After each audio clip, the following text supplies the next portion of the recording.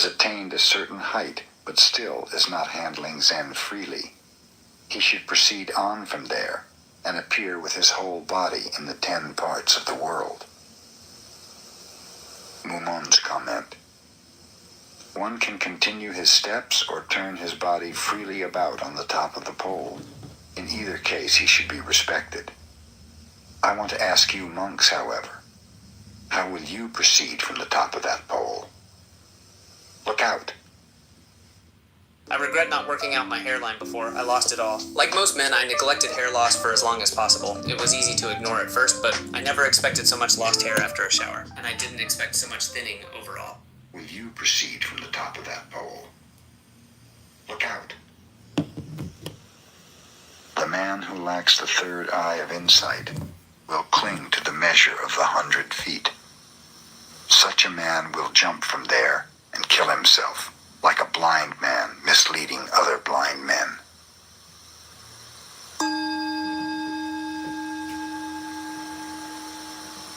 Tosotsu built 3 barriers and made the monks pass through them.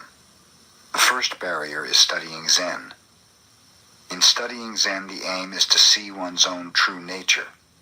Now, where is your true nature? Secondly, when one realizes his own true nature, he will be free from birth and death.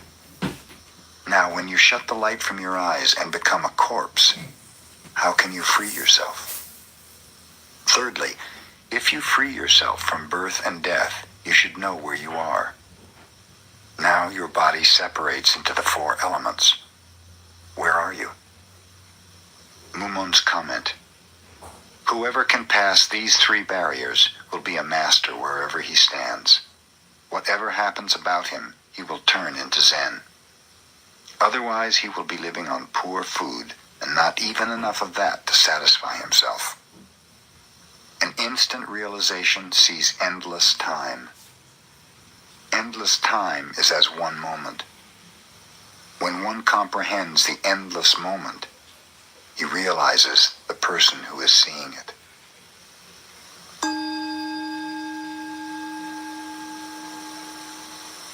A Zen pupil asked Kembo, all Buddhas of the 10 parts of the universe enter the one road of nirvana.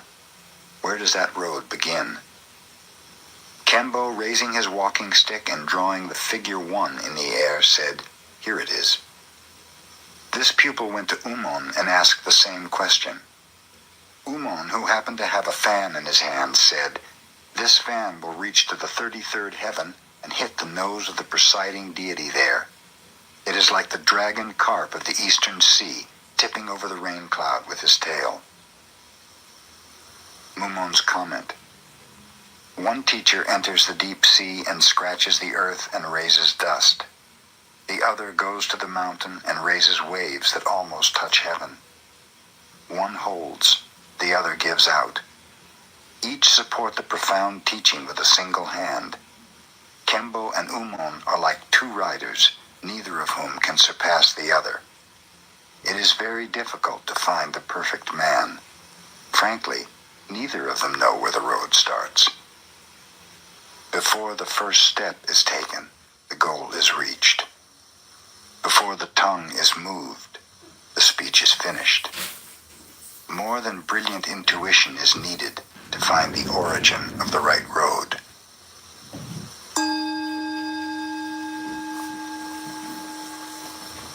Anban, a layman Zen student, said, Mumon has just published 48 koans and called the book Gateless Gate.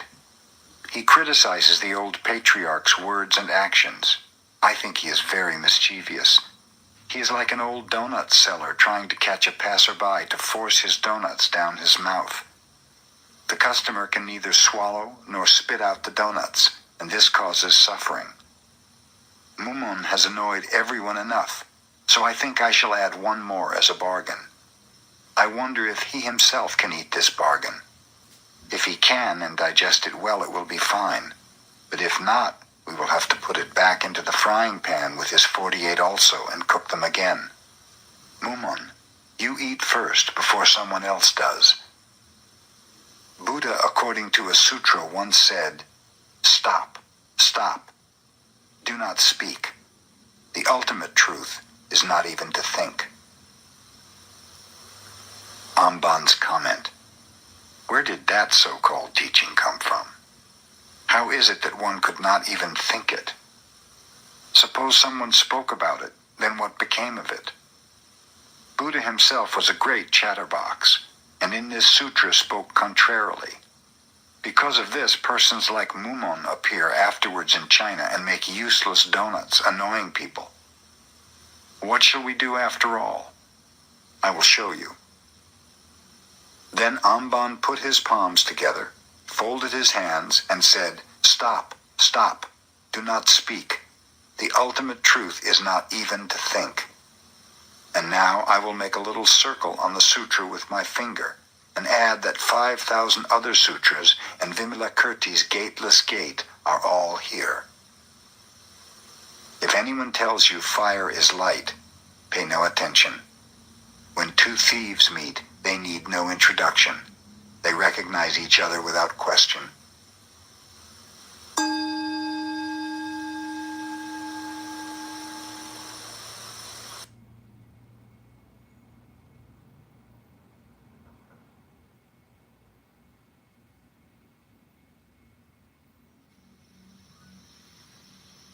Beginner's mind. People say that practicing Zen is difficult, but there's a misunderstanding as to why. It's not difficult because it is hard to sit in the cross-legged position or to attain enlightenment. It is difficult because it is hard to keep our mind pure and our practice pure in its fundamental sense. The Zen school developed in many ways after it was established in China, but at the same time it became more and more impure. But I do not want to talk about Chinese Zen or the history of Zen. I'm interested in helping you keep your practice from becoming impure. In Japan we have the phrase shoshin, which means beginner's mind. The goal of practice is always to keep our beginner's mind. Suppose you recite the Prajnaparamita Sutra only once. It might be a very good recitation. But what would happen to you if you recited it twice, 3 times, 4 times, or more? You might easily lose your original attitude towards it. The same thing will happen in your other Zen practices. For a while, you will keep your beginner's mind. But if you continue to practice 1, 2, 3 years or more, although you may improve some, you're liable to lose the limitless meaning of original mind.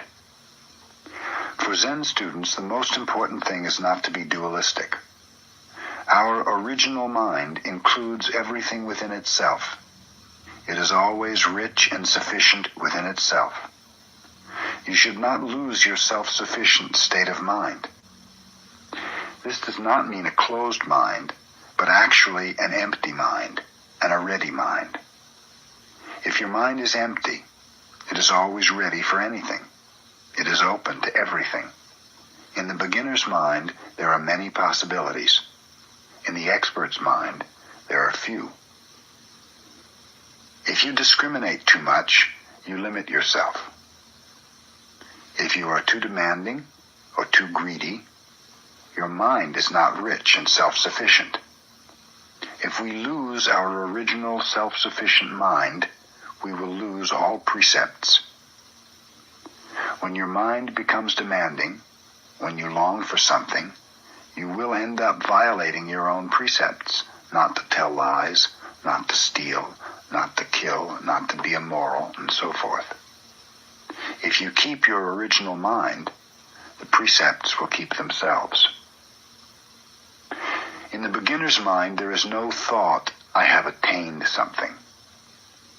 All self-centered thoughts limit our vast mind.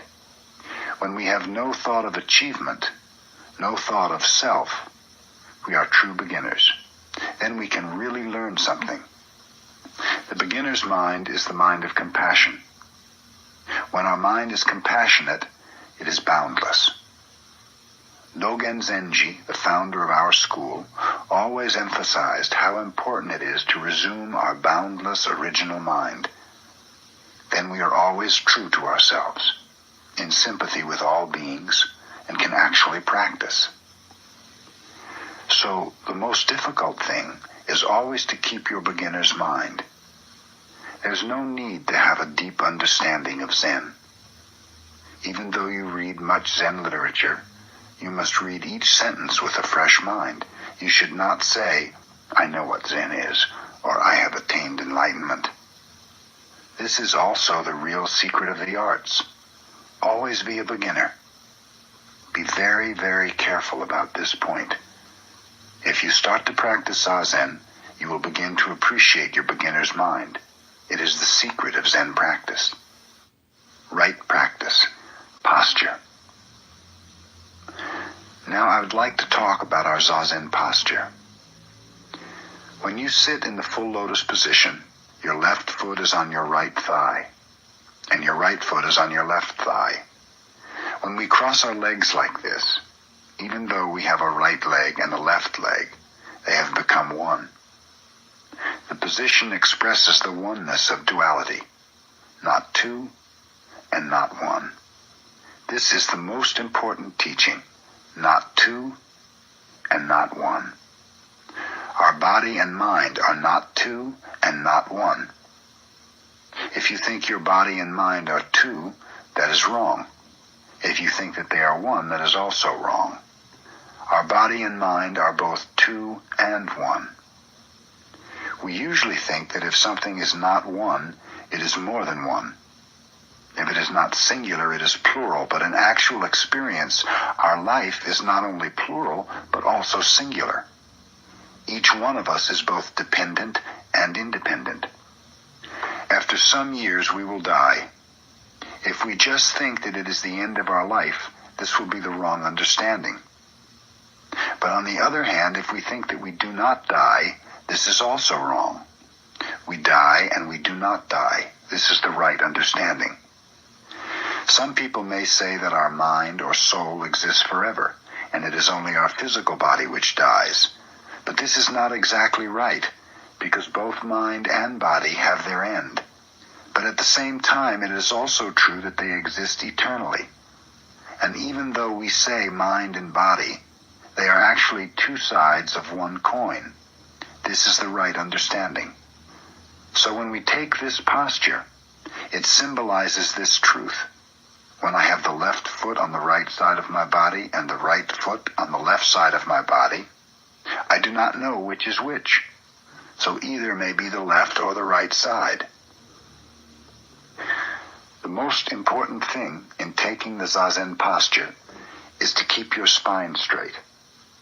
Your ears and your shoulders should be on one line. Relax your shoulders and push up toward the ceiling with the back of your head. And you should pull your chin in. When your chin is tilted up, you have no strength in your posture. You are probably dreaming. Also, to gain strength in your posture, press your diaphragm down toward your hara, or lower abdomen. This will help you maintain your physical and mental balance. When you try to keep this posture, at first you may find some difficulty breathing naturally. But when you get accustomed to it, you will be able to breathe naturally and deeply. Your hand should form the cosmic mudra. If you put your left hand on top of your right, middle joints of your middle fingers together, and touch your thumbs lightly together, as if you held a piece of paper between them, your hands will make a beautiful oval. You should keep this universal mudra with great care, as if you were holding something very precious in your hand. Your hand should be held against your body, with your thumbs at about the height of your navel.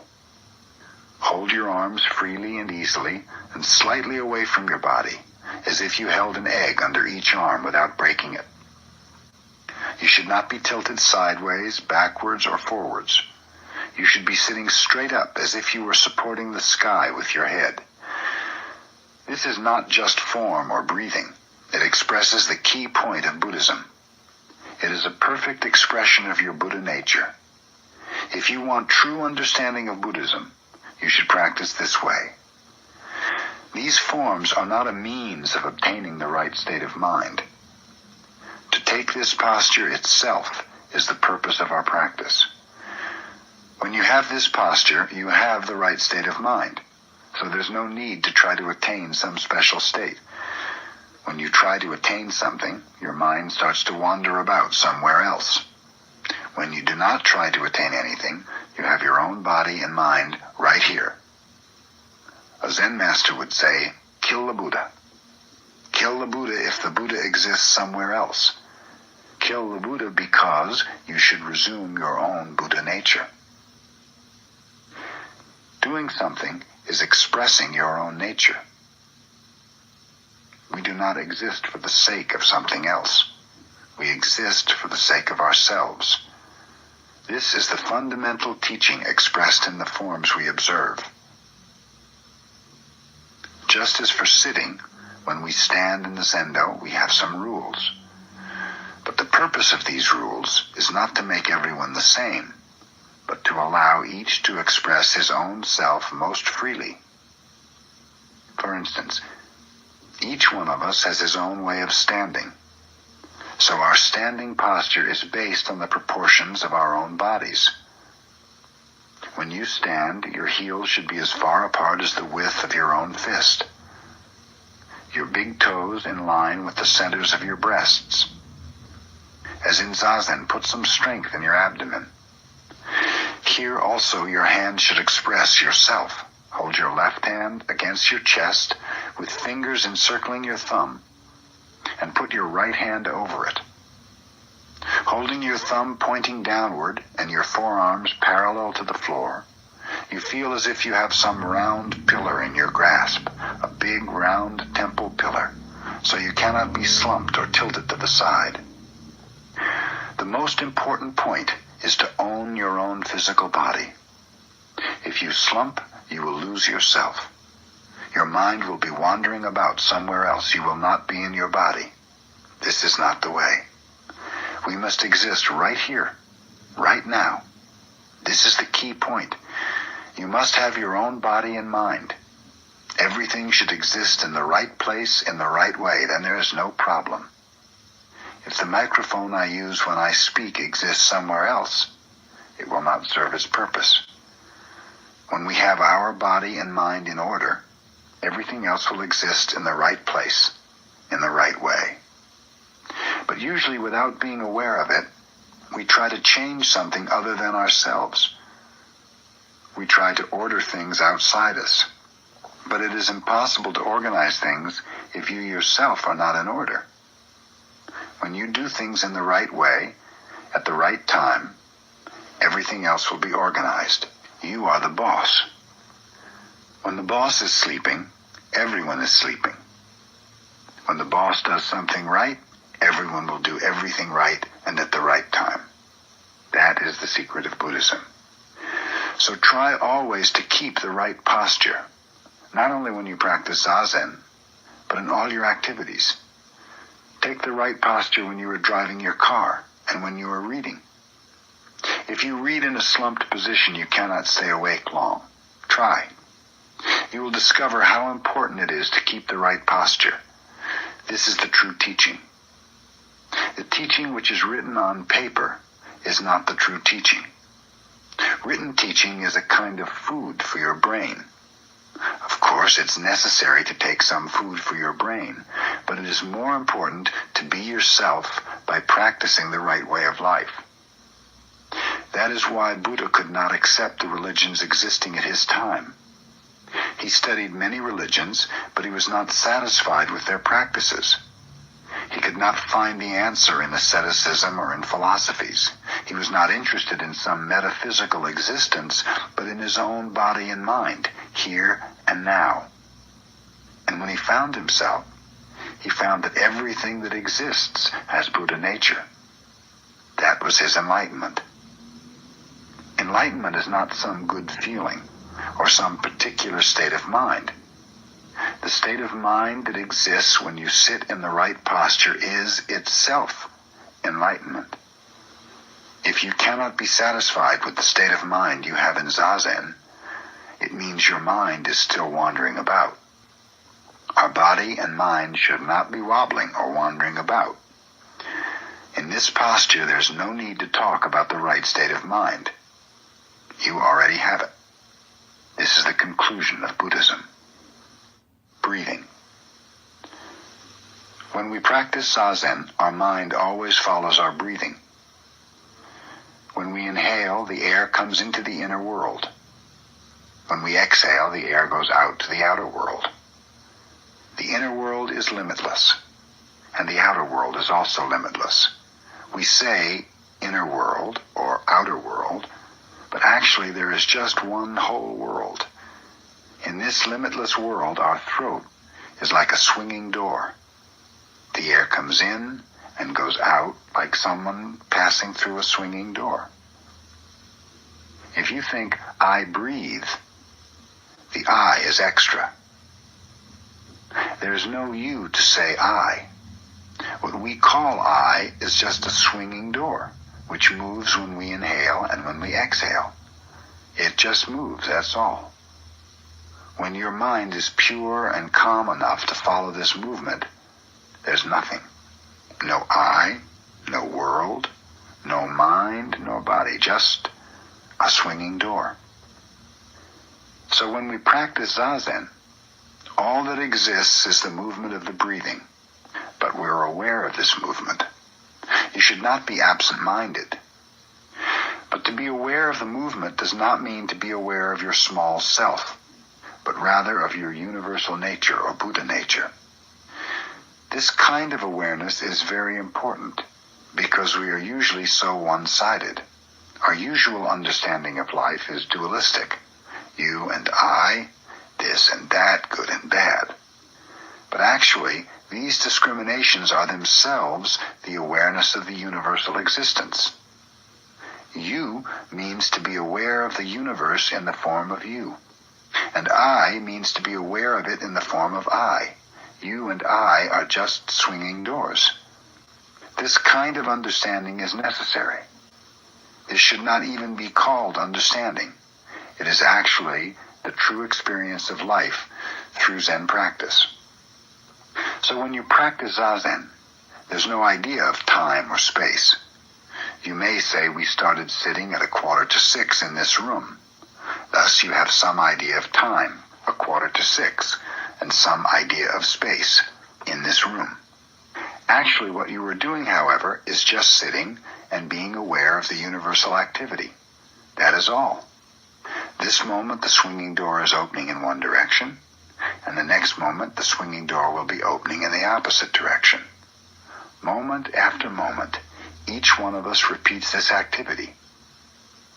Here, there is no idea of time or space. Time and space are one. You may say, I must do something this afternoon. But actually, there's no this afternoon. We do things one after the other, that's all. There is no such time as this afternoon, or 1 o'clock, or 2 o'clock. At 1 o'clock, you will eat your lunch. To eat lunch is itself 1 o'clock. You will be somewhere, but that place cannot be separated from 1 o'clock. For someone who actually appreciates our life, they're the same. But when we become tired of our life, we may say, I shouldn't have come to this place. It may have been much better to have gone to some other place for lunch. This place is not so good.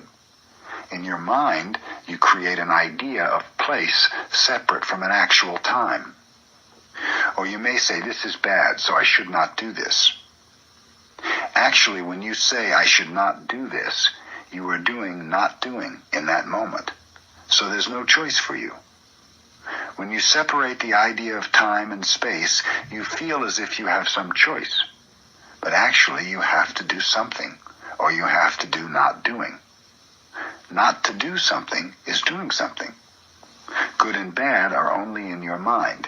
So we should not say this is good or this is bad.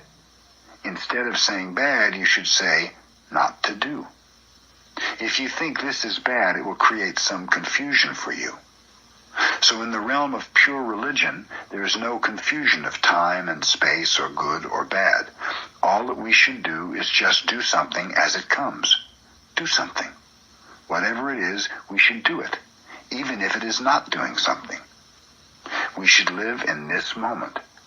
So when we sit, we concentrate on our breathing, and we become a swinging door, and we do something we should do, something we must do. This is Zen practice. In this practice, there's no confusion.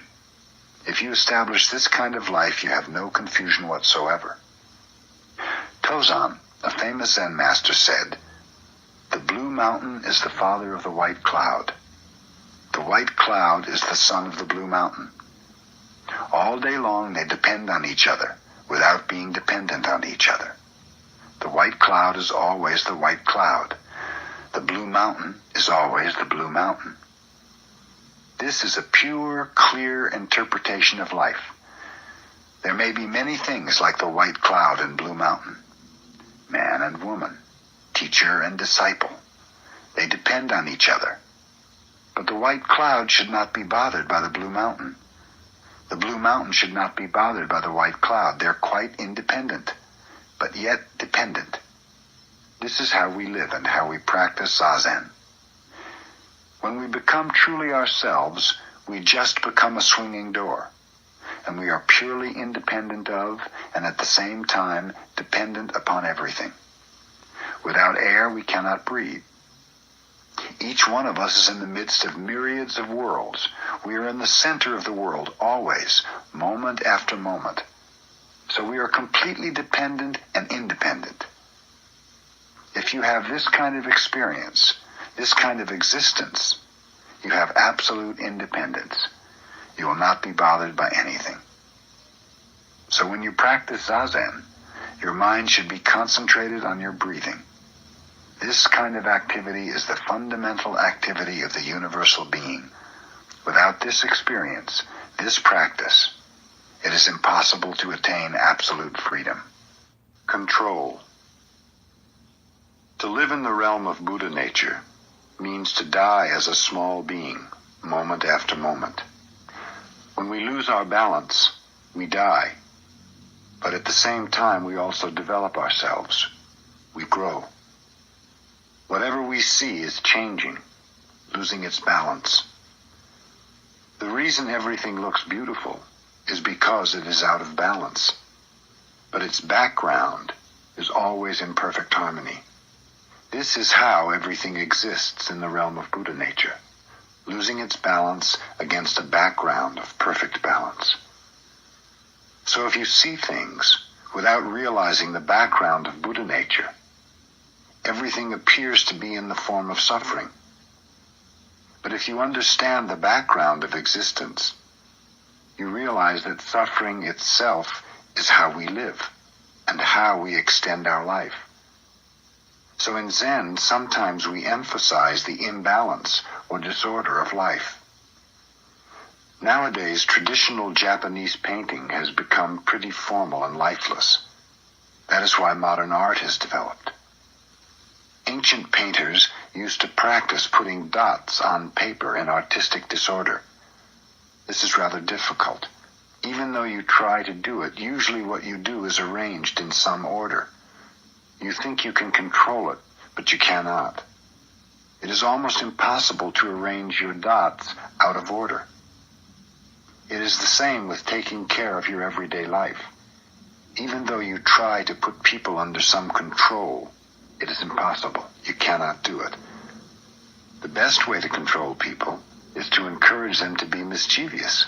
Then they will be in control in its wider sense. To give your sheep or cow a large, spacious meadow is the way to control him. So it is with people. First let them do what they want, and watch them. This is the best policy. To ignore them is not good. That is the worst policy. The second worst is trying to control them. The best one is to watch them. Just to watch them, without trying to control them. The same way works for you yourself as well. If you want to obtain perfect calmness in your Zazen, you should not be bothered by the various images you find in your mind. Let them come and let them go. Then they will be under control. But this policy is not so easy. It sounds easy, but it requires some special effort. How to make this kind of effort is the secret of practice. Suppose Suppose you are sitting under some extraordinary circumstances. If you try to calm your mind, you will be unable to sit. And if you try not to be disturbed, your effort will not be the right effort. The only effort that will help you is to count your breathing, or to concentrate on your inhaling and exhaling.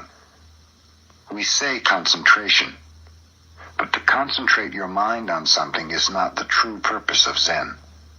The true purpose is to see things as they are, to observe things as they are, and to let everything go as it goes. This is to put everything under control in its widest sense. Zen practice is to open up our small mind. So concentrating is just an aid to help you realize big mind, or the mind that is everything. If you want to discover the true meaning of Zen in your everyday life, you have to understand the meaning of keeping your mind on your breathing and your body in the right posture in Zazen. You should follow the rules of practice, and your study should become more subtle and careful. Only in this way can you experience the vital freedom of Zen. Dogen Zenji said, "Time goes from present to past." This is absurd, but in our practice, sometimes it is true. Instead of time progressing from past to present, it goes backwards from present to past. Yoshitsune was a famous warrior who lived in medieval Japan. Because of the situation of the country at that time, he was sent to the northern provinces, where he was killed. Before he left, he bade farewell to his wife, and soon after she wrote in a poem, "Just as you unreel the thread from a spool, I want the past to become present."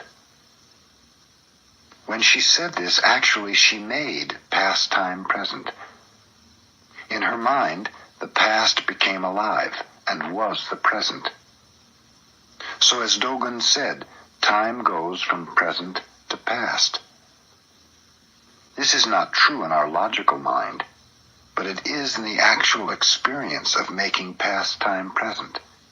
There we have poetry, and there we have human life. When we experience this kind of truth, it means we have found the true meaning of time. Time constantly goes from past to present and from present to future. This is true, but it is also true that time goes from future to present and from present to past. A Zen master once said, "To go eastward 1 mile is to go westward 1 mile." This is vital freedom. We should acquire this kind of perfect freedom. But perfect freedom is not found without some rules. People, especially young people, think that freedom is to do just what they want, that in Zen there is no need for rules. But it is absolutely necessary for us to have some rules. But this does not mean always to be under control. As long as you have rules, you have a chance for freedom. To try to obtain freedom without being aware of the rules means nothing. It is to acquire this perfect freedom that we practice Zazen. Mind weeds. When the alarm rings early in the morning and you get up, I think you do not feel so good. It is not easy to go and sit. And even after you arrive at the Zendo and begin Zazen, you have to encourage yourself to sit well. These are just waves of your mind. In pure Zazen, there should not be any waves in your mind. While you are sitting, these waves will become smaller and smaller, and your effort will change into some subtle feeling. We say, pulling out the weeds, we give nourishment to the plant. We pull the weeds and bury them near the plant to give it nourishment. So even though you have some difficulty in your practice, even though you have some waves while you are sitting, those waves themselves will help you. So you should not be bothered by your mind. You should rather be grateful for the weeds, because eventually they will enrich your practice. If you have some experience of how the weeds in your mind change into mental nourishment, your practice will make remarkable progress. You will feel the progress. You will feel how they change into self-nourishment. Of course, it is not so difficult to give some philosophical or psychological interpretation of our practice, but that is not enough. We must have the actual experience of how our weeds change into nourishment. Strictly speaking, any effort we make is not good for our practice because it creates waves in our mind. It is impossible, however, to attain absolute calmness of our mind without any effort. We must make some effort, but we must forget ourselves in the effort we make. In this realm, there's no subjectivity or objectivity. Our mind is just calm, without even any awareness. In this unawareness, every effort and every idea and thought will vanish. So it is necessary for us to encourage ourselves and to make an effort up to the last moment when all effort disappears. You should keep your mind on your breathing until you are not aware of your breathing. We should try to continue our effort forever, but we should not expect to reach some stage when we will forget all about it. We should just try to keep our mind on our breathing. That is our actual practice. That effort will be refined more and more while you are sitting. At first, the effort you make is quite rough and impure, but by the power of practice, the effort will become purer and purer. When your effort becomes pure, your body and mind become pure. This is the way we practice Zen. Once you understand our innate power to purify ourselves and our surroundings, you can act properly and you will learn from those around you and you will become friendly with others. This is the merit of Zen practice. But the way of practice is just to be concentrated on your breathing with the right posture and with great, pure effort. This is how we practice Zen. The marrow of Zen.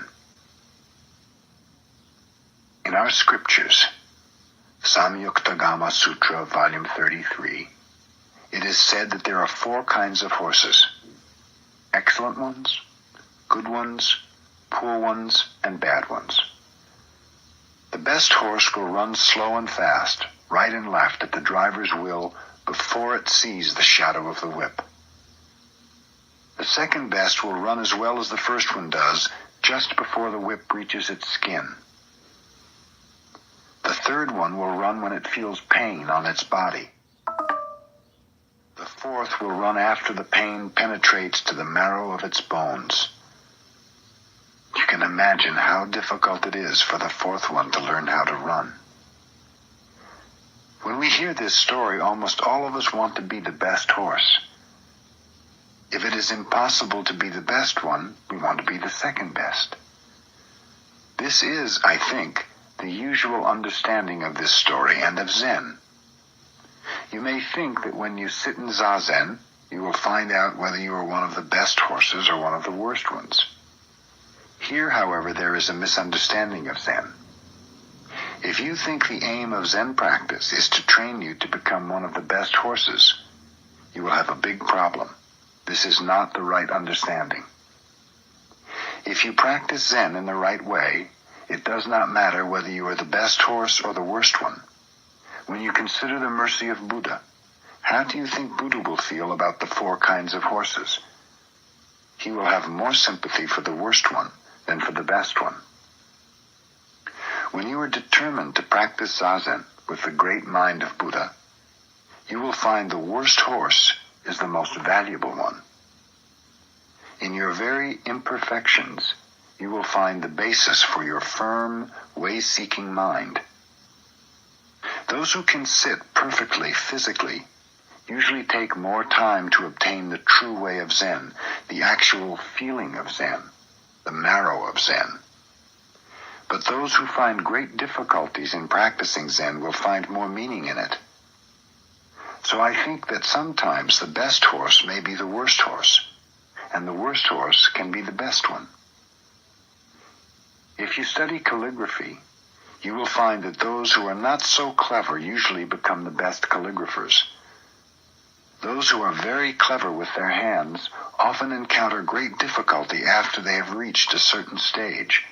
This is also true in art and in Zen. It is true in life.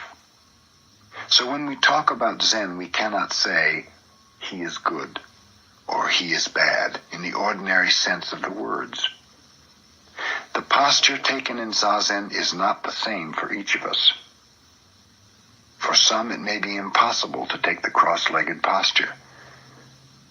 But even though you cannot take the right posture, when you arouse your real way-seeking mind, you can practice Zen in its true sense. Actually, it is easier for those who have difficulties in sitting to arouse the true way-seeking mind than for those who can sit easily. When we reflect on what we are doing in our everyday life, we are always ashamed of ourselves. One of my students wrote to me saying, "You sent me a calendar, and I'm trying to follow the good mottos which appear on each page. But the year has hardly begun, and already I have failed." Dogen Zenji said, "Shoshaku Jushaku." Shaku generally means mistake or wrong. Shoshaku Jushaku means to succeed wrong with wrong, or one continuous mistake. According to Dogen, one continuous mistake can also be Zen. A Zen master's life could be said to be so many years of Shoshaku Jushaku. This means so many years of one single-minded effort. We say a good father is not a good father. Do you understand? One who thinks he is a good father is not a good father. One who thinks he is a good husband is not a good husband. One who thinks he is one of the worst husbands may be a good one if he is always trying to be a good husband with a single-hearted effort. If you find it impossible to sit because of some pain or some physical difficulty, then you should sit anyway, using a thick cushion or a chair. Even though you are the worst horse, you will get to the marrow of Zen. Suppose your children are suffering from a hopeless disease. You do not know what to do. You cannot lie in bed. Normally, the most comfortable place for you would be a warm, comfortable bed, but now, because of your mental agony, you cannot rest. You may walk up and down, in and out, but this does not help. Actually, the best way to relieve your mental suffering is to sit in Zazen, even in such a confused state of mind and bad posture. If you have no experience of sitting in this kind of difficult situation, you are not a Zen student. No other activity will appease your suffering. In other restless positions, you have no power to accept your difficulties. But in the Zazen posture, which you have acquired by long, hard practice, your body and mind have great power to accept things as they are, whether they are agreeable or disagreeable. When you feel disagreeable, it is better for you to sit. There is no other way to accept your problem and work on it. Whether you are the best horse or the worst, or whether your posture is good or bad is out of the question. Everyone can practice Zazen, and in this way work on his problems and accept them. When you are sitting in the middle of your own problem, which is more real to you, your problem or you yourself? The awareness that you are here, right now, is the ultimate fact. This is the point you will realize by Zazen practice. In continuous practice, under a succession of agreeable and disagreeable situations, you will realize the marrow of Zen and acquire its true strength. Bowing. After Zazen, we bow to the floor 9 times. By bowing, we are giving up ourselves. To give up ourselves means to give up our dualistic ideas. So there is no difference between Zazen practice and bowing. Usually to bow means to pay our respects to something which is more worthy of respect than ourselves. But when you bow to Buddha, you should have no idea of Buddha. You just become one with Buddha. You are already Buddha himself. When you become one with Buddha, one with everything that exists, you find the true meaning of being. When you forget all your dualistic ideas, everything becomes your teacher, and everything can be the object of worship. When everything exists within your big mind, all dualistic relationships drop away. There is no distinction between heaven and earth, man and woman, teacher and disciple. Sometimes a man bows to a woman. Sometimes a woman bows to a man. Sometimes the disciple bows to the master. Sometimes the master bows to the disciple. A master who cannot bow to his disciple cannot bow to Buddha. Sometimes the master and disciple bow together to Buddha. Sometime we may bow to cats and dogs. In your big mind, everything has the same value. Everything is Buddha himself. You see something or hear a sound, and there you have everything, just as it is. In your practice, you should accept everything as it is, giving to each thing the same respect given to a Buddha. Here there's Buddhahood. Then Buddha bows to Buddha, and you bow to yourself. This is the true bow. If you do not have this firm conviction of big mind in your practice, your bow will be dualistic. When you are just yourself, you bow to yourself in its true sense, and you are one with everything. Only when you are you yourself can you bow to everything in its true sense. Bowing is a very serious practice. You should be prepared to bow even in your last moment. When you cannot do anything except bow, you should do it. This kind of conviction is necessary. Bow with this spirit, and all the precepts, all the teachings are yours, and you will possess everything within your big mind. Sen-no Rikyu, the founder of the Japanese tea ceremony, committed harakiri, ritual suicide by disembowelment, in 1591 at the order of his lord Hideyoshi. Just before Rikyu took his own life, he said, "When I have this sword, there is no Buddha and no patriarchs." He meant that when we have the sword of big mind, there is no dualistic world. The only thing which exists is this spirit. This kind of imperturbable spirit was always present in Rikyu's tea ceremony. He never did anything in just a dualistic way. He was ready to die in each moment. In ceremony after ceremony, he died, and he renewed himself. This is the spirit of the tea ceremony. This is how we bow. My teacher had a callus on his forehead from bowing. He knew he was an obstinate, stubborn fellow, and so he bowed and bowed and bowed. The reason he bowed was that inside himself he always heard his master's scolding voice. He had joined the Soto order when he was 30, which for a Japanese priest is rather late. When we are young, we are less stubborn, and it is easier to get rid of our selfishness. So his master always called my teacher, "You lately joined fellow," and scolded him for joining so late. Actually, his master loved him for his stubborn character. When my teacher was 70, he said, "When I was young, I was like a tiger. But now, I'm like a cat." He was very pleased to be like a cat. Bowing helps to eliminate our self-centered ideas. This is not so easy. It is difficult to get rid of these ideas, and bowing is a very valuable practice. The result is not the point. It is the effort to improve ourselves that is valuable. There is no end to this practice. Each bow expresses one of the 4 Buddhist vows. These vows are, although sentient beings are innumerable, we vow to save them. Although our evil desires are limitless, we vow to be rid of them. Although the teaching is limitless, we vow to learn it all. Although Buddhism is unattainable, we vow to attain it. If it is unattainable, how can we attain it? But we should. That is Buddhism.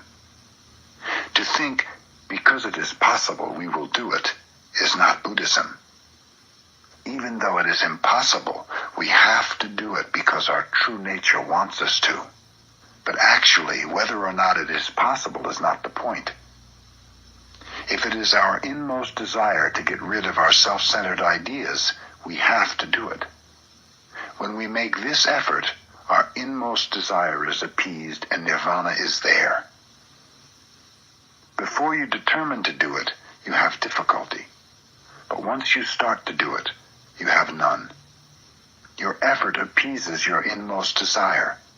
There is no other way to attain calmness.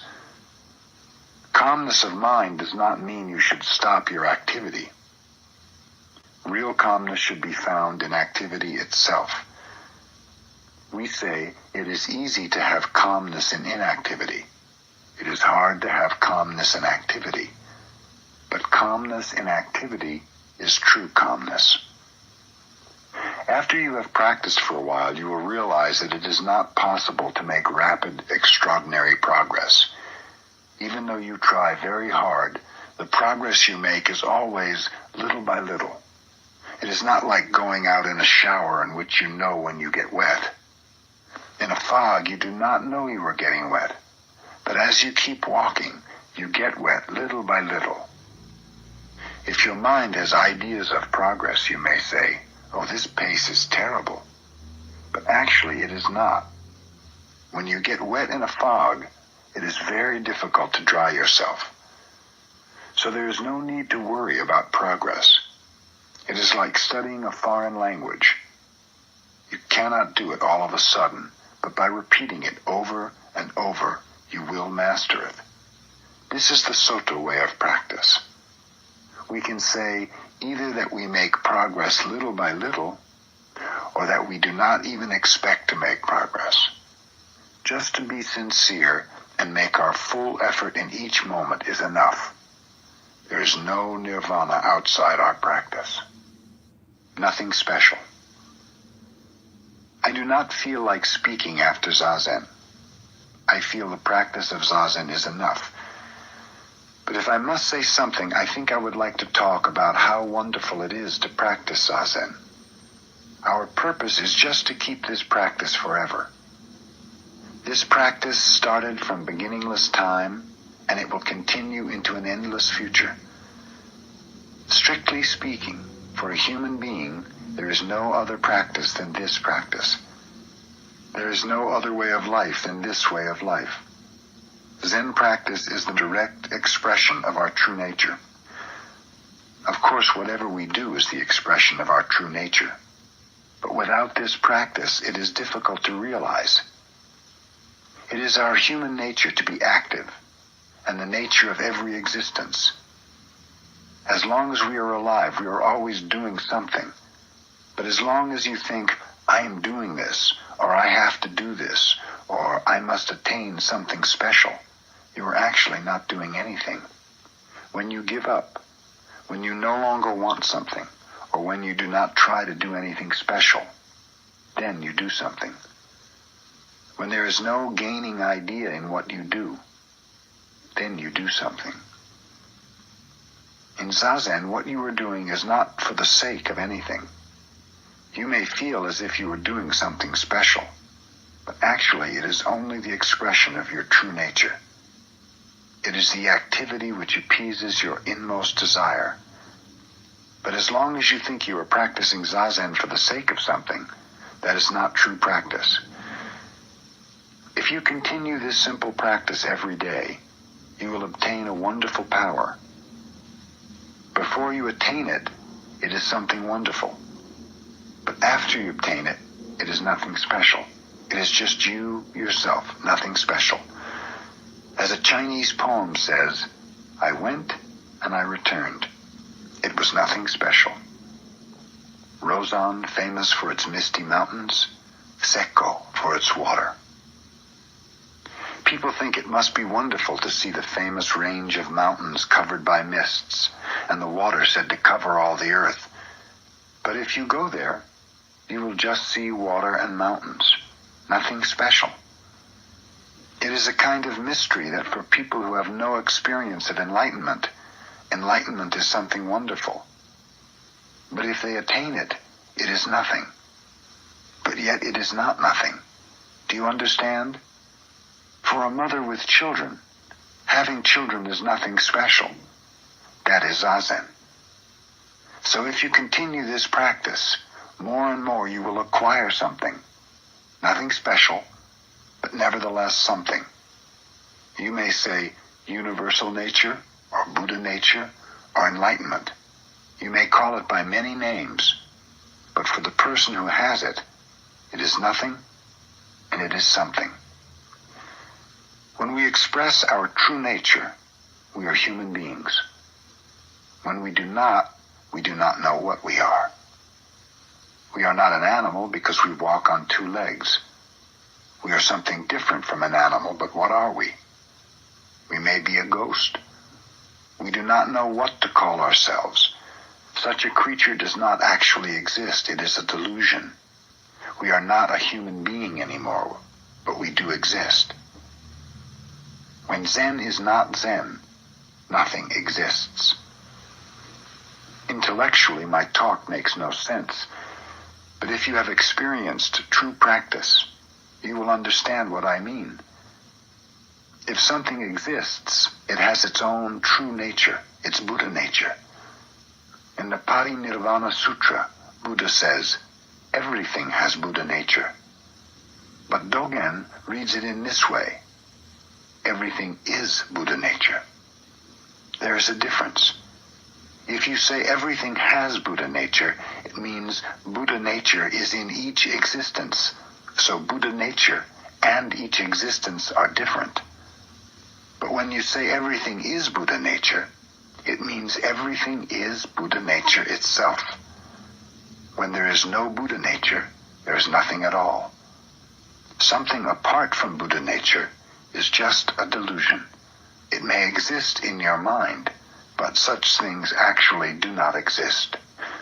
So, to be a human being is to be a Buddha. Buddha nature is just another name for human nature, our true human nature. Thus, even though you do not do anything, you are actually doing something. You are expressing yourself. You are expressing your true nature. Your eyes will express, your voice will express, your demeanor will express. The most important thing is to express your true nature in the simplest, most adequate way and to appreciate it in the smallest existence. While you are continuing this practice, week after week, year after year, your experience will become deeper and deeper, and your experience will cover everything you do in your everyday life. The most important thing is to forget all gaining ideas, all dualistic ideas. In other words, just practice Zazen in a certain posture. Do not think about anything. Just remain on your cushion without expecting anything. Then, eventually, you will resume your own true nature. That is to say, your own true nature resumes itself. Part 2. Right attitude. Single-minded way. The purpose of my talk is not to give you some intellectual understanding, but just to express my appreciation of our Zen practice. To be able to sit with you in Zazen is very, very unusual. Of course, whatever we do is unusual because our life itself is so unusual. Buddha said, to appreciate your human life is as rare as soil on your fingernail. You know, dirt hardly ever sticks on your nail. Our human life is rare and wonderful. When I sit, I want to remain sitting forever. But I encourage myself to have another practice. For instance, to recite the sutra or to bow. And when I bow, I think, this is wonderful. But I have to change my practice again to recite the sutra. So the purpose of my talk is to express my appreciation. That is all. Our way is not to sit to acquire something. It is to express our true nature. That is our practice. If you want to express yourself, your true nature, there should be some natural and appropriate way of expression. Even swaying right and left as you sit down or get up from zazen is an expression of yourself. It is not preparation for practice or relaxation after practice. It is part of the practice. So we should not do it as if it were preparing for something else. This should be true in your everyday life. To cook or to fix some food is not preparation. According to Dogen, it is practice. To cook is not just to prepare food for someone or for yourself. It is to express your sincerity. So when you cook, you should express yourself in your activity in the kitchen. You should allow yourself plenty of time. You should work on it with nothing in your mind and without expecting anything. You should just cook. That is also an expression of our sincerity, a part of our practice. It is necessary to sit in zazen in this way, but sitting is not our only way. Whatever you do, it should be an expression of the same deep activity. We should appreciate what we are doing. There is no preparation for something else. The Bodhisattva's way is called the single-minded way, or one railway track thousands of miles long. The railway track is always the same. If it were to become wider or narrower, it would be disastrous. Wherever you go, the railway track is always the same. That is the Bodhisattva's way. So even if the sun were to rise from the west, the Bodhisattva has only one way. His way is in each moment to express his nature and his sincerity. We say railway track, but actually there's no such thing. Sincerity itself is the railway track. The sights we see from the train will change, but we're always running on the same track, and there's no beginning or end to the track. Beginningless and endless track. There's no starting point, nor goal, nothing to attain. Just to run on the track is our way. This is the nature of our Zen practice. But when you become curious about the railway track, danger is there. You should not see the railway track. If you look at the track, you'll become dizzy. Just appreciate the sights you see from the train. That's our way. There is no need for the passengers to be curious about the track. Someone will take care of it. Buddha will take care of it. But sometimes we try to explain the railway track because we become curious if something is always the same. We wonder, how is it possible for the Bodhisattva always to be the same? What is his secret? But there is no secret. Everyone has the same nature as the railway track. There were two good friends, Chokai and Hofuku. They were talking about the Bodhisattva's way, and Chokai said, even if the Arhat, an enlightened one, were to have evil desires, still the Tathagata Buddha does not have two kinds of words. I say that the Tathagata has words, but no dualistic words. Hofuku said, even though you say so, your comment is not perfect. Chokai asked, what is your understanding of the Tathagata's words? Hofuku said, we have had enough discussion, so let's have a cup of tea. Hofuku did not give his friend an answer, because it is impossible to give a verbal interpretation of our way. Nevertheless, as a part of their practice, these two good friends discussed the Bodhisattva's way, even though they did not expect to find a new interpretation. So Hofuku answered, "Our discussion is over. Let's have a cup of tea." That's a very good answer, isn't it? It's the same for my talk. When my talk is over, your listening is over.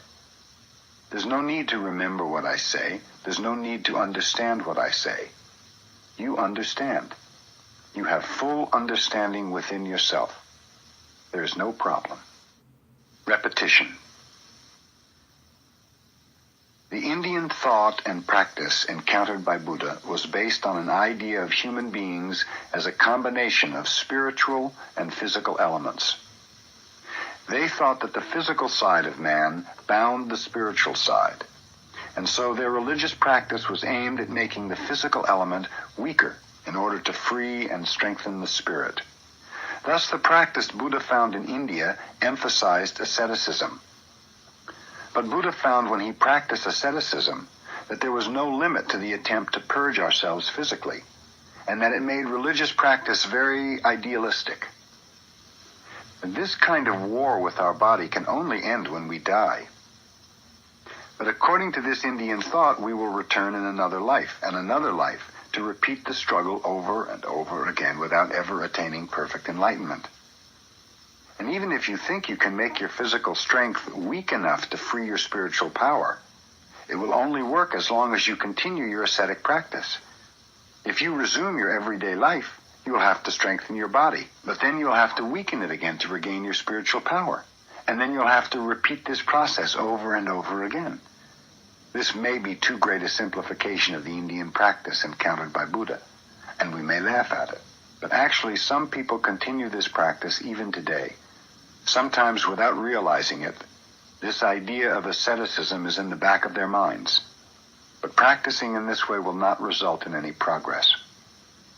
Buddha's way was quite different.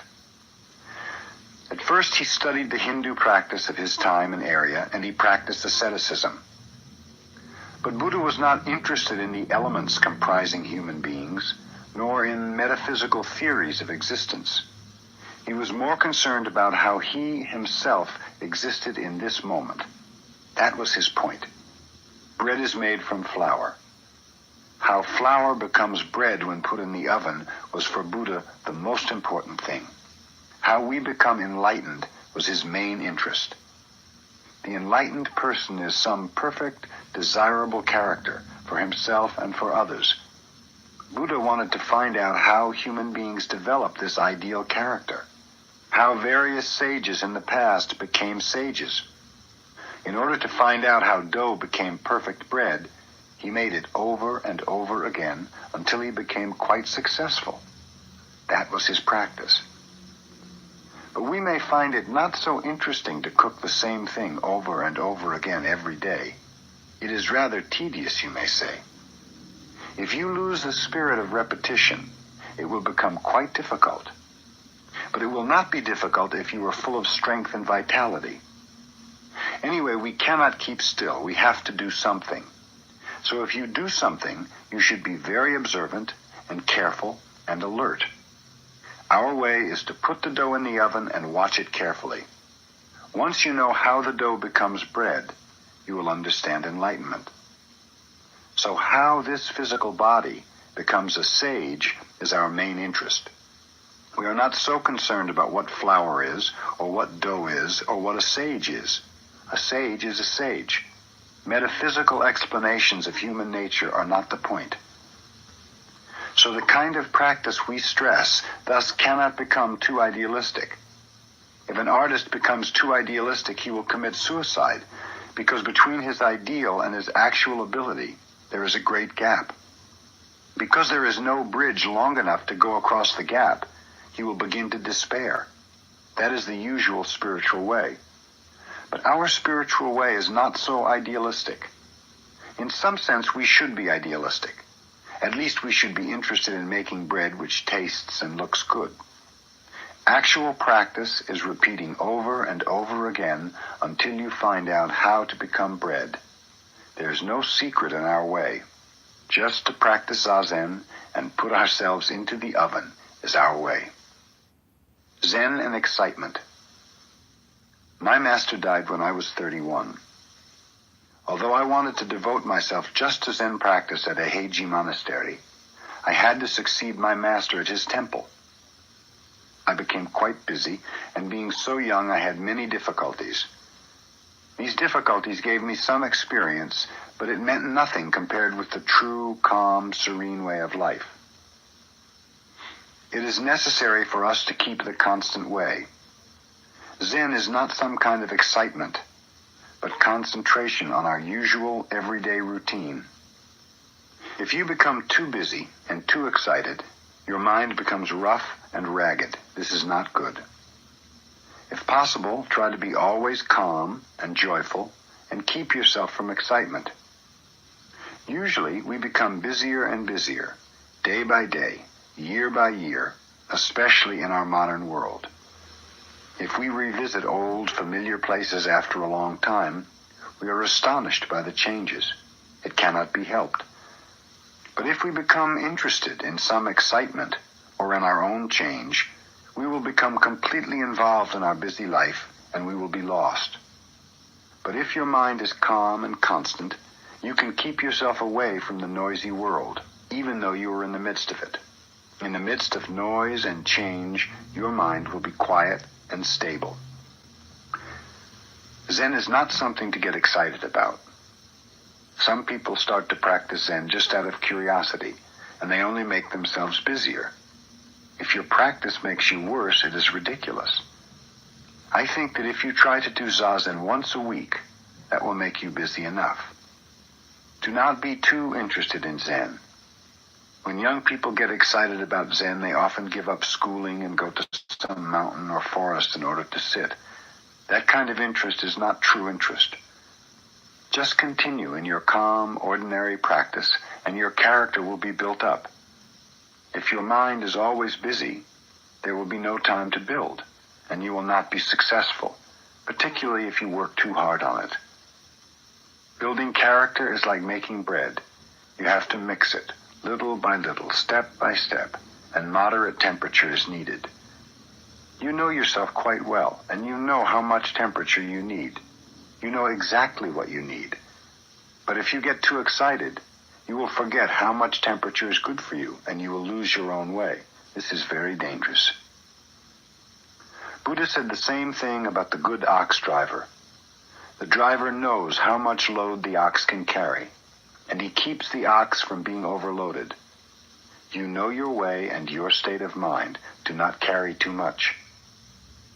Buddha also said that building character is like building a dam. You should be very careful in making the bank. If you try to do it all at once, water will leak from it. Make the bank carefully, and you'll end up with a fine dam for the reservoir. Our unexciting way of practice may appear to be very negative.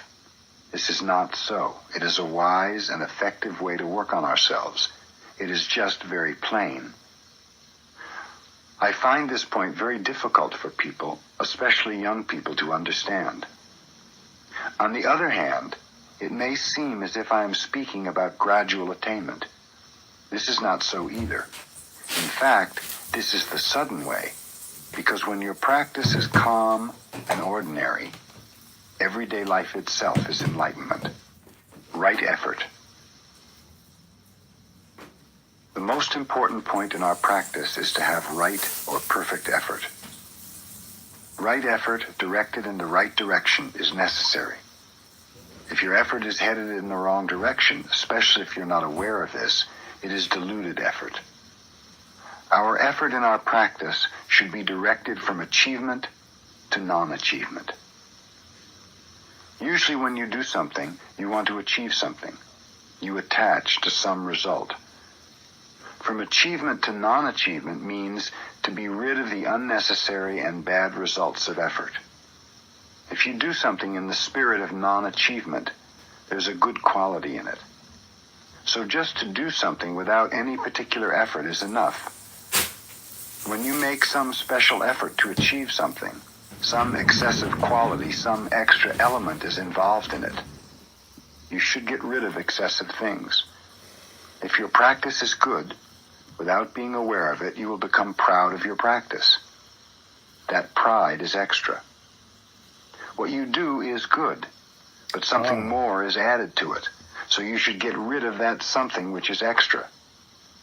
This point is very, very important, but usually we are not subtle enough to realize it, and we go in the wrong direction. Because all of us are doing the same thing and making the same mistake, we do not realize it. So without realizing it, we are making many mistakes, and we create problems among us. This kind of bad effort is called being dharma-ridden, or practice-ridden. You are involved in some idea of practice or attainment, and you cannot get out of it. When you are involved in some dualistic idea, it means your practice is not pure. By purity, we do not mean to polish something, trying to make some impure thing pure. By purity, we just mean things as they are. When something is added, that is impure. When something becomes dualistic, that is not pure. If you think you will get something from practicing Zazen, already you are involved in impure practice. It is all right to say there is practice and there is enlightenment, but we should not be caught by the statement.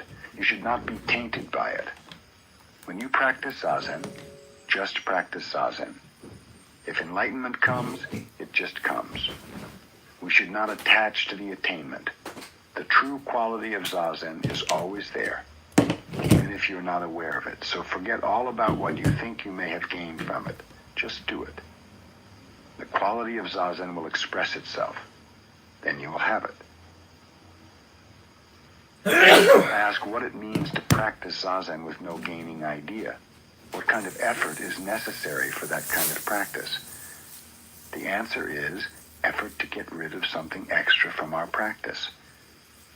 If some extra idea comes, you should try to stop it. You should remain in pure practice. That's the point toward which our effort is directed. We say, to hear the sound of one hand clapping. Usually the sound of clapping is made with two hands, and we think that clapping with one hand makes no sound at all. But actually, one hand is sound. Even though you do not hear it, there is sound. If you clap with two hands, you can hear the sound. But if sound did not already exist before you clapped, you could not make the sound. Before you make it, there is sound.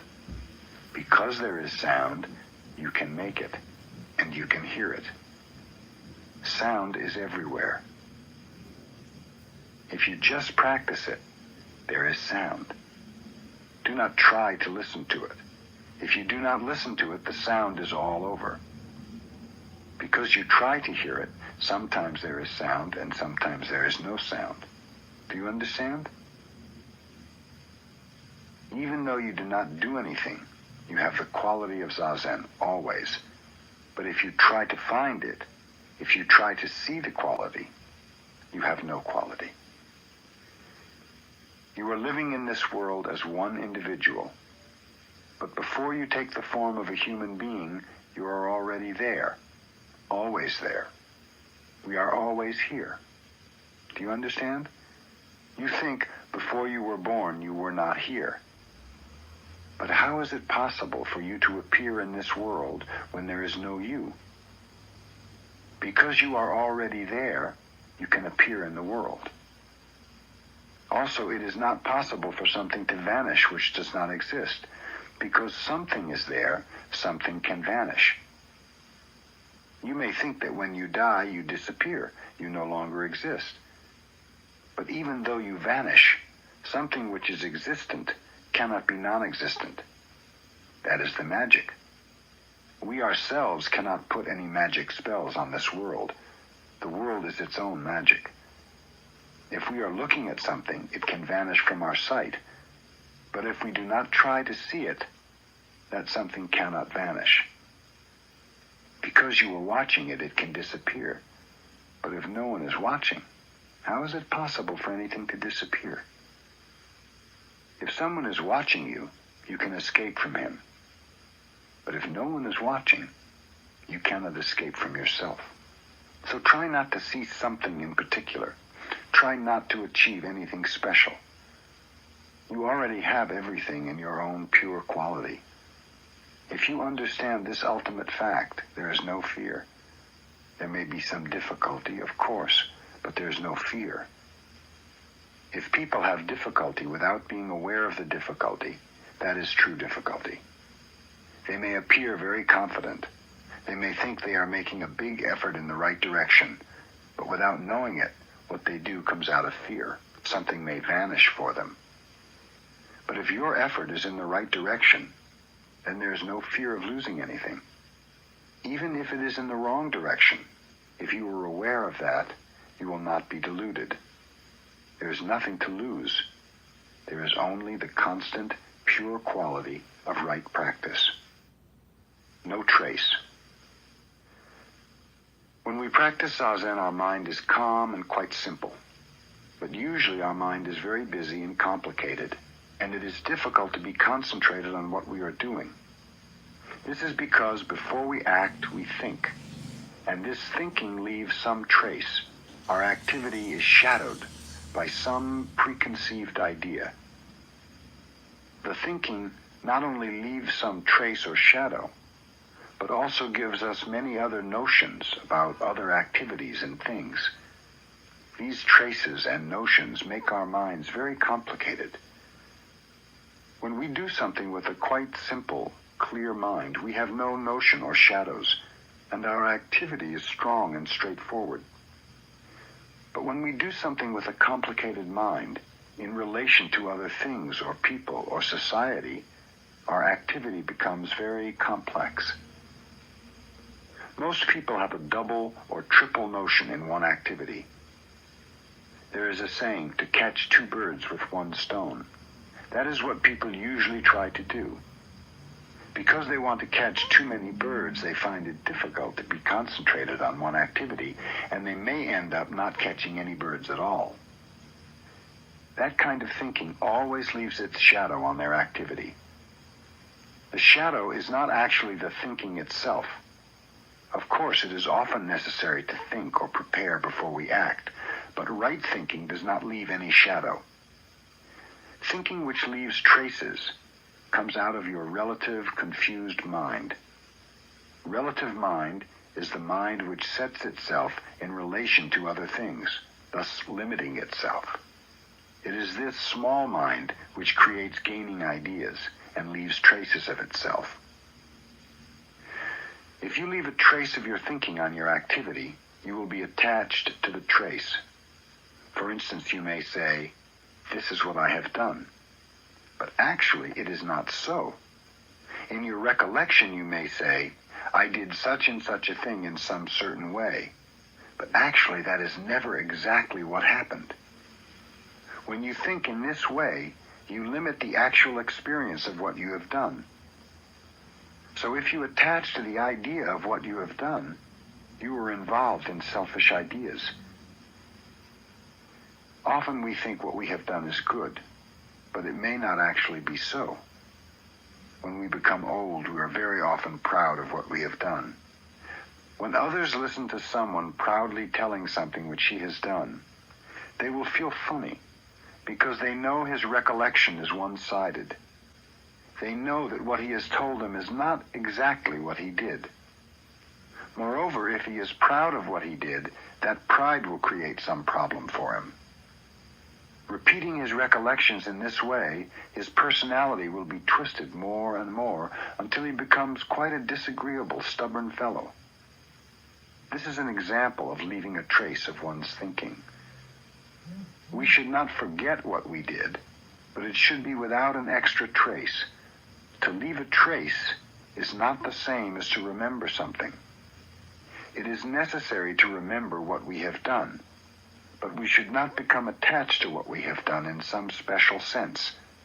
What we call attachment is just these traces of our thought and activity. In order not to leave any traces, when you do something, you should do it with your whole body and mind.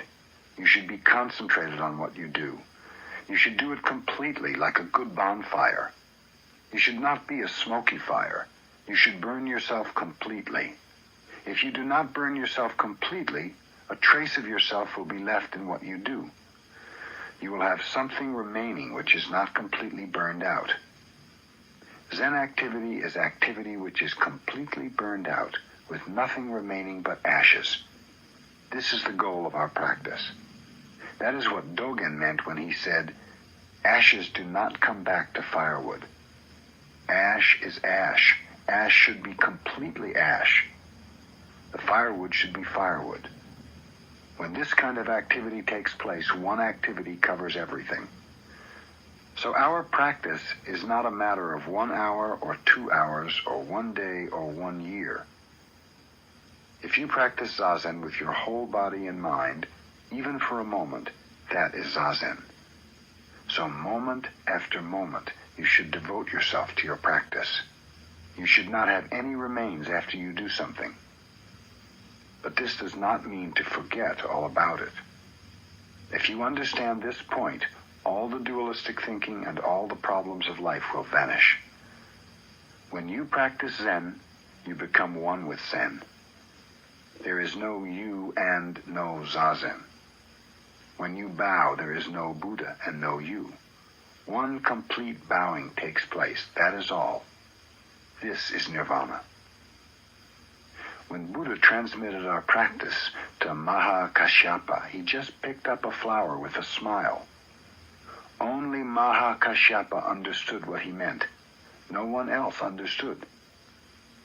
We do not know if this is a historical event or not, but it means something. It is a demonstration of our traditional way. Some activity which covers everything is true activity. And the secret of this activity is transmitted from Buddha to us. This is Zen practice, not some teaching taught by Buddha or some rules of life set up by him. The teaching or the rules should be changed according to the place or according to the people who observe them. But the secret of this practice cannot be changed. It is always true. So for us, there is no other way to live in this world. I think this is quite true. And this is easy to accept, easy to understand, and easy to practice. If you compare the kind of life based on this practice with what is happening in this world or in human society, you will find out just how valuable the truth Buddha left us is. It is quite simple, and practice is quite simple. But even so, we should not ignore it. Its great value must be discovered. Usually when it is so simple, we say, "Oh, I know that. It is quite simple. Everyone knows that." But if we do not find its value, it means nothing. It is the same as not knowing. The more you understand culture, the more you will understand how true and how necessary this teaching is. Instead of only criticizing your culture, you should devote your mind and body to practicing this simple way. Then society and culture will grow out of you. It may be all right for the people who are too attached to their culture to be critical. Their critical attitude means they are coming back to the simple truth left by Buddha. But our approach is just to be concentrated on a simple, basic practice and a simple, basic understanding of life. There should be no traces in our activity. We should not attach to some fancy ideas or to some beautiful things. We should not seek for something good. The truth is always near at hand, within your reach. God-giving. Every existence in nature, every existence in the human world, every cultural work that we create is something which was given or is being given to us, relatively speaking. But as everything is originally one, we are in actuality giving out everything. Moment after moment, we are creating something, and this is the joy of our life.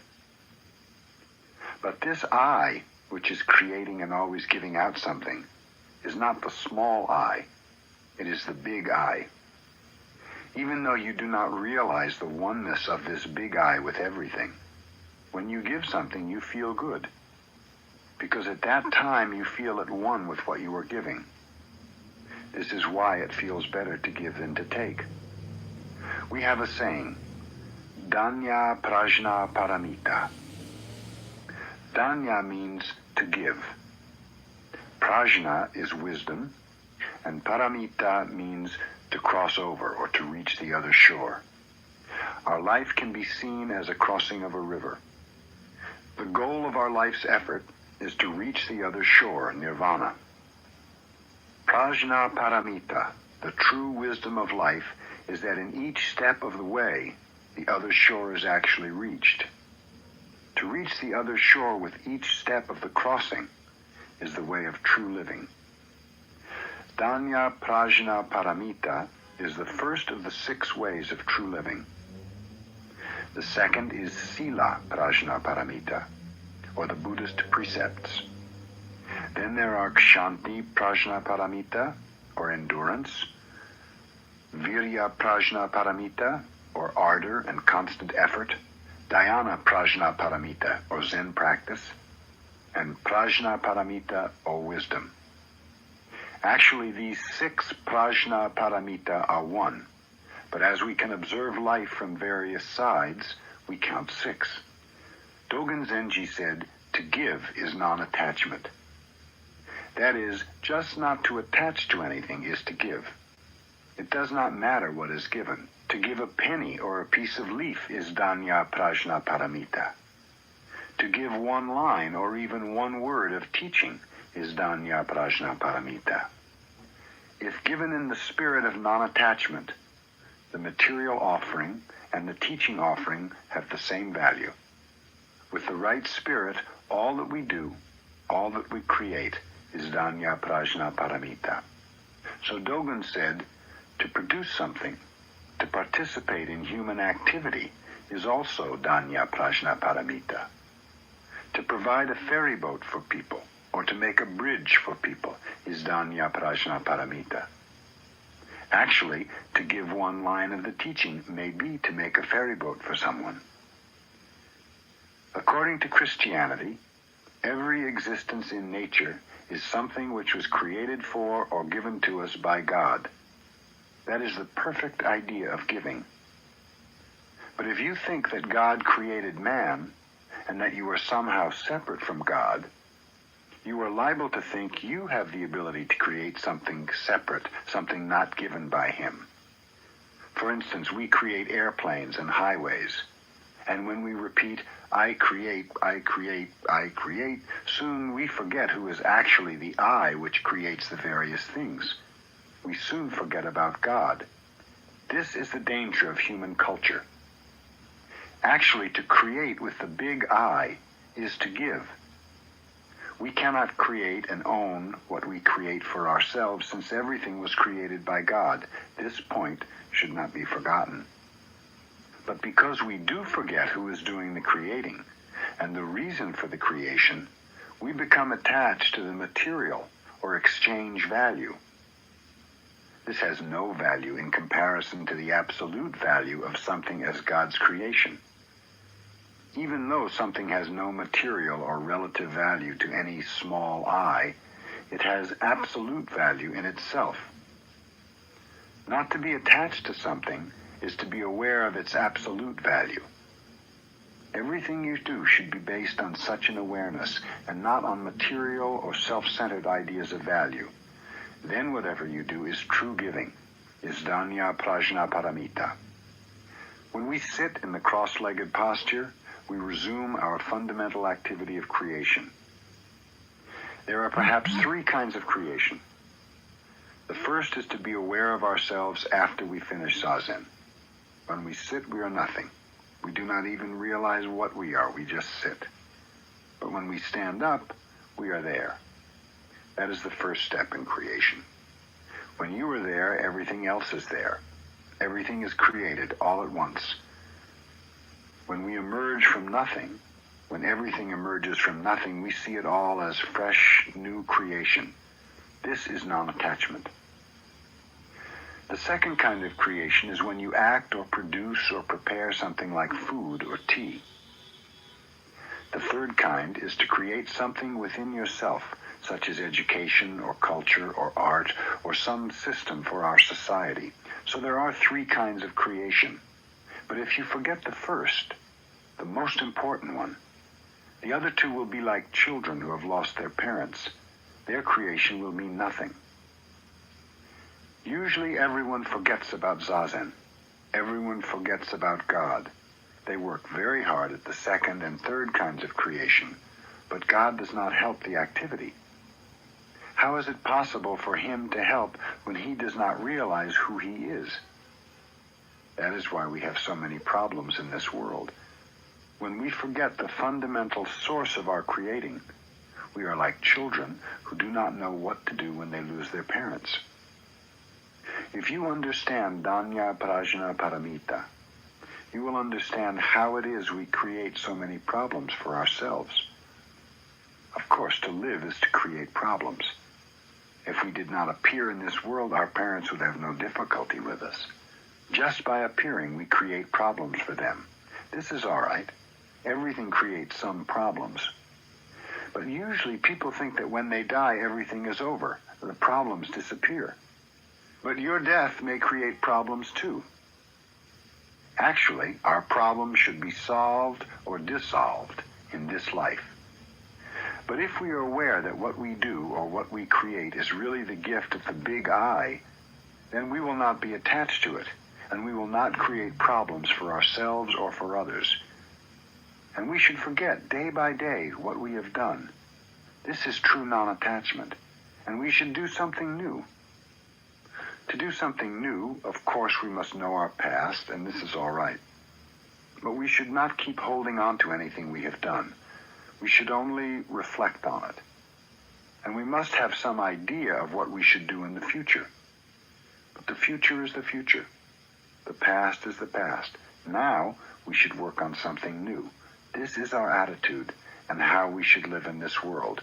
This is Danya Prajna Paramita, to give something or to create something for ourselves. So to do something through and through is to resume our true activity of creation. This is why we sit. If we do not forget this point, everything will be carried on beautifully. But once we forget this point, the world will be filled with confusion. Mistakes in practice. There are several poor ways of practice which you should understand. Usually when you practice Zazen, you become very idealistic and you set up an ideal or goal which you strive to attain and fulfill. But as I have often said, this is absurd. When you are idealistic, you have some gaining idea within yourself. By the time you attain your ideal or goal, your gaining idea will create another ideal. So as long as your practice is based on a gaining idea, and you practice Zazen in an idealistic way, you will have no time actually to attain your ideal. Moreover, you will be sacrificing the meat of your practice. Because your attainment is always ahead, you will always be sacrificing yourself now for some ideal in the future. You end up with nothing. This is absurd. It is not adequate practice at all. But even worse than this idealistic attitude is to practice Zazen in competition with someone else. This is a poor, shabby kind of practice. Our Soto way puts an emphasis on shikantaza, or just sitting. Actually, we do not have any particular name for our practice. When we practice Zazen, we just practice it. And whether we find joy in our practice or not, we just do it. Even though we are sleepy and we are tired of practicing Zazen, of repeating the same thing day after day, even so, we continue our practice. Whether or not someone encourages our practice, we just do it. Even when you practice Zazen alone without a teacher, I think you will find some way to tell whether your practice is adequate or not. When you are tired of sitting, or when you are disgusted with your practice, you should recognize this as a warning signal. You become discouraged with your practice when your practice has been idealistic. You have some gaining idea in your practice, and it is not pure enough. It is when your practice is rather greedy that you become discouraged with it. So you should be grateful that you have a sign or warning signal to show you the weak point in your practice. At that time, forgetting all about your mistake and renewing your way, you can resume your original practice. This is a very important point. So as long as you continue your practice, you are quite safe. But as it is very difficult to continue, you must find some way to encourage yourself. As it is hard to encourage yourself without becoming involved in some poor kind of practice, to continue our pure practice by yourself may be rather difficult. This is why we have a teacher. With your teacher, you will correct your practice. Of course, you will have a very hard time with him, but even so, you will always be safe from wrong practice. Most Zen Buddhist priests have had a difficult time with their masters. When they talk about the difficulties, you may think that without this kind of hardship you cannot practice Zazen, but this is not true. Whether you have difficulties in your practice or not, as long as you continue it, you have pure practice in its true sense. Even when you are not aware of it, you have it. So Dogen Zenji said, "Do not think you will necessarily be aware of your own enlightenment. Whether or not you are aware of it, you have your own true enlightenment within your practice." Another mistake will be to practice for the sake of the joy you find in it. Actually, when your practice is involved in a feeling of joy, it is not in very good shape either. Of course, this is not poor practice, but compared to the true practice, it is not so good. In Hinayana Buddhism, practice is classified in 4 ways. The best way is just to do it without having any joy in it, not even spiritual joy. This way is just to do it, forgetting your physical and mental feeling, forgetting all about yourself in your practice. This is the 4th stage, or the highest stage. The next highest stage is to have just physical joy in your practice. At this stage, you find some pleasure in practice, and you will practice because of the pleasure you find in it. In the 2nd stage, you have both mental and physical joy, or good feeling. These 2 middle stages are stages in which you practice Zazen because you feel good in your practice. The 1st stage is when you have no thinking and no curiosity in your practice. These 4 stages also apply to our Mahayana practice, and the highest is just to practice it. If you find some difficulty in your practice, that is the warning that you have some wrong idea, so you have to be careful. But do not give up your practice. Continue it knowing your weakness. Here there is no gaining idea. Here there is no fixed idea of attainment. You do not say, "This is enlightenment," or "That is not right practice." Even in wrong practice, when you realize it and continue, there is right practice.